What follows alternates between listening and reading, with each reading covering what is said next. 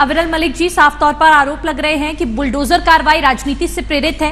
क्या इससे पहले जो बुलडोजर कार्रवाइयां की जा रही हैं, इससे पहले क्या नोटिस भेजा गया था?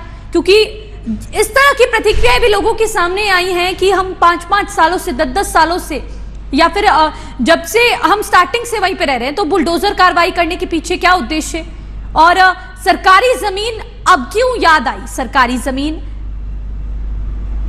जी नहीं, देखिए, जहां तक विषय राम गुप्ता जी यहाँ मौजूद है आम आदमी पार्टी के स्पोक्स पर्सन के नाते, और जिस प्रकार से आरोप प्रत्यारोप का काम कर रहे हैं, मैं सोचता हूँ ये गलत है, दुखद है, निंदनीय है। ये वोट बैंक पॉलिटिक्स और अपनी ओछी राजनीति, निम्न स्तरीय राजनीति पर आम आदमी पार्टी आ चुकी है।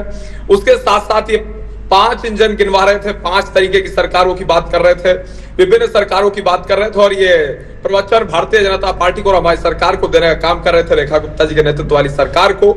इस चीज को स्पष्ट रूप से जान लेना चाहिए, इनकी सरकार में क्या कुछ हुआ। वो एकमात्र कार्य हुआ करप्शन का, और किस प्रकार से करप्शन को बढ़ावा देने का काम अरविंद केजरीवाल जी के नेतृत्व में, किस तरीके से आतिशी मालिना जी के नेतृत्व में, आम आदमी पार्टी के नेतृत्व में इनकी सरकार ने किया, वो सबने स्पष्ट रूप से देखा, बखूबी देखा।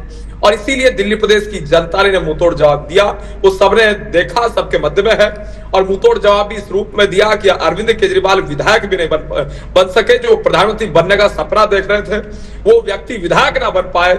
उसके बाद ये हमें ज्ञान दे रहे हैं, इस प्रकार की बात कर रहे हैं, और बेबुनियाद आरोप भारतीय जनता पार्टी के ऊपर, दिल्ली प्रदेश की सरकार के ऊपर लगा रहे हैं।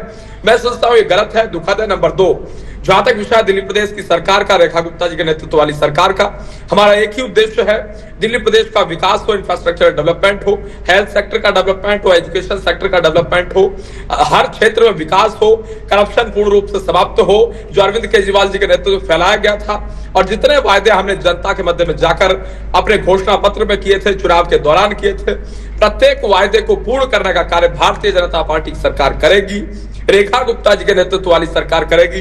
इसमें किसी प्रकार से संदेह, संशय और दो मत नहीं है, दो राय नहीं है। इस चीज को स्पष्ट रूप से जान लेना चाहिए। साथ ही साथ जहां तक विषय रेखा गुप्ता जी के नेतृत्व वाली सरकार का, मैं आपसे जानना चाहूंगा